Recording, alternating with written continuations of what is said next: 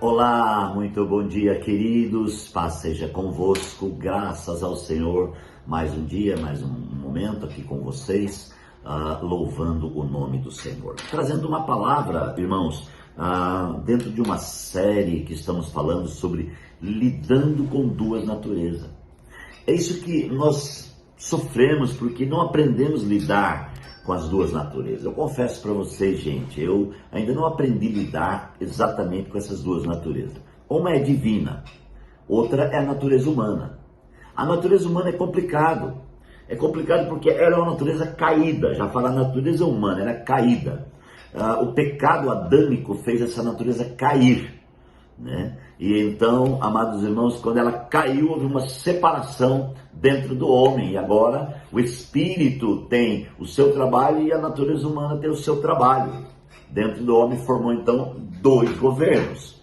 Esses dois governos têm dado o que falar ao longo de anos e anos e mais anos, né? E se você for ler a palavra, você vai ver os apóstolos citando isso. Inclusive Paulo, muitas vezes ele falou sobre essa questão da natureza humana. A natureza humana é uma guerra muito grande, é uma guerra diária no nosso interior. Mas a palavra, queridos, ela traz para nós ensinos maravilhosos acerca disso. Eu estou focado nesse momento sobre Abel e Caim. Abel representando a natureza divina e Caim representando a natureza humana. Falei na última reflexão sobre Caim, quando ele matou o seu irmão. E alguém diz, mas se Caim representa a minha natureza humana, eu então matei alguém? Quantas pessoas nós matamos com palavras? Precisamos rever, amados irmãos. Existem pessoas tristes conosco, existem pessoas que viraram as costas para nós, porque um dia nós falamos alguma coisa que desagradou. Essa revisão é muito importante ser feita. Quando a gente se rende diante do Senhor, começa a acontecer essas revisões na nossa vida. Você já teve algum tipo de revisão nesse sentido? Eu já tive muitas, sabe? De voltar atrás e dizer, me perdoe porque eu estava errado, né? A rendição leva o homem ao reconhecimento de que ele está errado. Se o homem não se rende, ele está sempre ali, ó, dizendo, não, eu sou, a verdade está comigo, é isso que eu acho, é isso que eu penso. Mas na verdade, queridos, o Senhor quer tratar. É uma lida, é um trabalho diário. E aqui, o nosso Caim, amados, a Bíblia diz na sequência que houve uma descendência, porque Caim se afastou, aqui no versículo de número 15, né? Diz que Deus colocou um sinal em Caim para que ninguém o matasse, e ele se afastou. Então, eu quero dizer uma coisa para você. Como Deus criou a alma, Deus nunca vai desistir da alma. A Bíblia diz que um dia nós chegaremos à estatura de varão perfeito. Quando nós lemos esse versículo, amados, o que significa chegar à estatura de varão perfeito? Eu creio piamente que significa exatamente o dia em que a nossa alma se render definitivamente e ela então, irmão, chegar ao topo desse relacionamento, né? A perfeição desse relacionamento, a estatura de varão perfeito.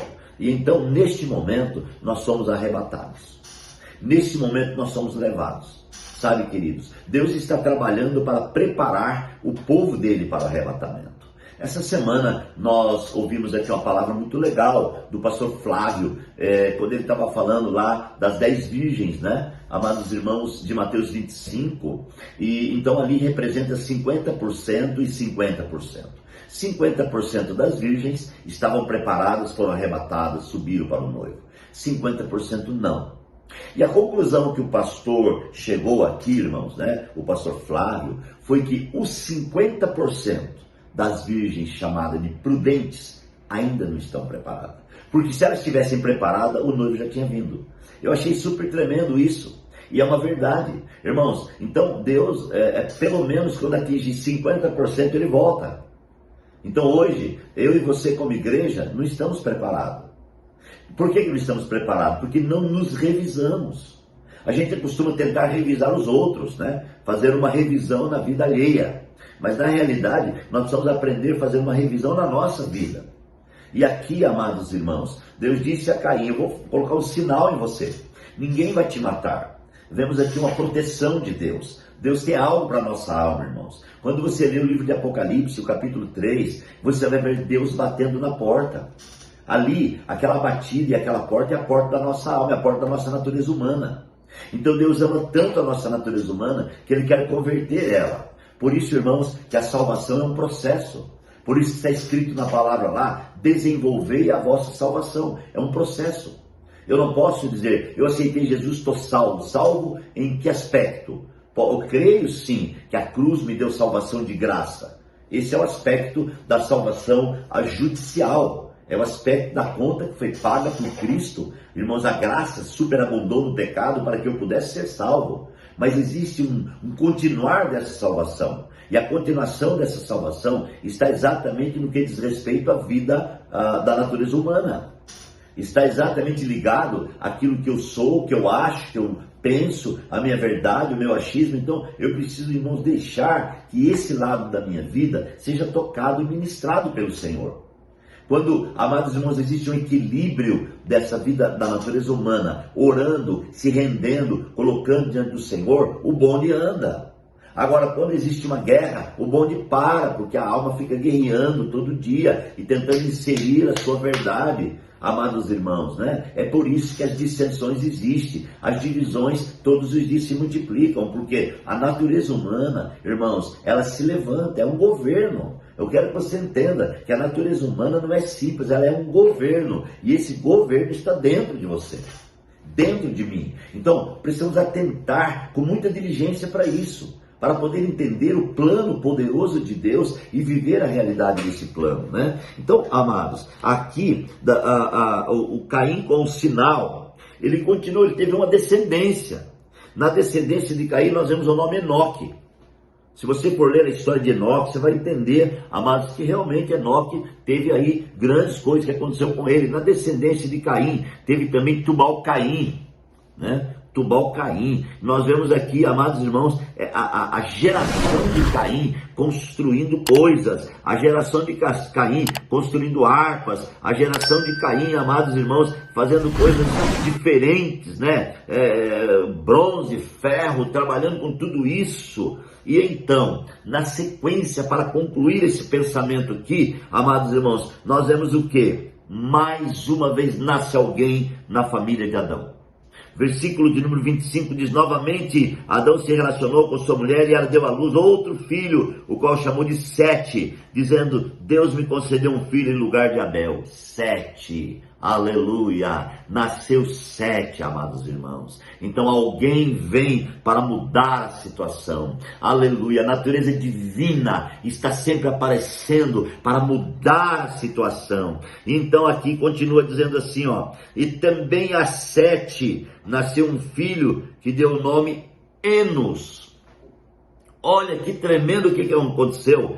E nessa época começou-se a invocar o nome do Senhor. Irmãos, vemos aqui um ciclo abrindo e fechando, né? Parece que a alma se aflorou, e agora Deus abre uma porta e Deus traz Enos.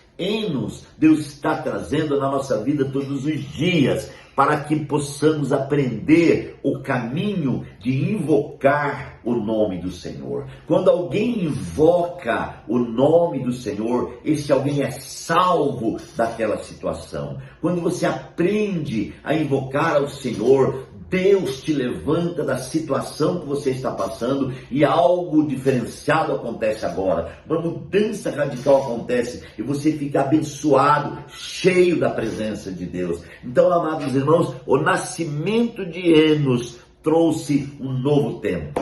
O nascimento de Enos abriu uma porta. Esse nascimento está acontecendo neste momento na minha e na sua vida. Uma porta eficaz está se abrindo. Deus está ministrando abundantemente. Por isso, atente com diligência para esse chamado de Deus. Enos, amados irmãos, significa alguém que chega para mudar.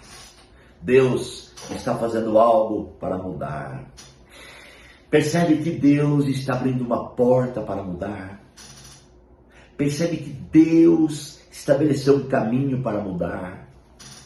Na sua vida cotidiana, o Senhor oferece um plano de mudança. O plano de mudança do Senhor está relacionado com Abel, está relacionado com Enos, está relacionado, irmãos, com o plano essencial de Deus, que é que o homem retorne à vida, o homem retorne ao princípio, o homem retorne à comunhão, o homem tenha a vida de Deus governante em todo o seu ser completo, não apenas no espírito, mas também na alma, mas também no corpo, amados, como expressão da totalidade do governo interior. O governo de Deus quer assumir todo o nosso interior. Por isso, através, amados irmãos, dessa ferramenta, desse antídoto, que é invocar o nome do Senhor, eu posso mudar uma situação. Você sabia, irmãos, que quando você invoca o Senhor, você muda uma situação? Aqui, nascimento de Enos, na vida da família de Adão, houve uma mudança. Deus quer mudar. Vou concluir essa reflexão nessa manhã, dizendo que Deus quer mudar. Mudar para melhor, claro. Deus quer fazer algo na sua vida. Você é muito importante para Deus. Receba a oração da fé. Pai, obrigado por esse momento. Pai, sustenta os teus filhos, sustenta a igreja, sustenta a vida. Abençoe grandemente, Deus. Nós oramos e agradecemos ao Senhor por tudo, em nome de Jesus. Que Deus te abençoe, queridos. Um grande abraço, beijo no seu coração e até amanhã.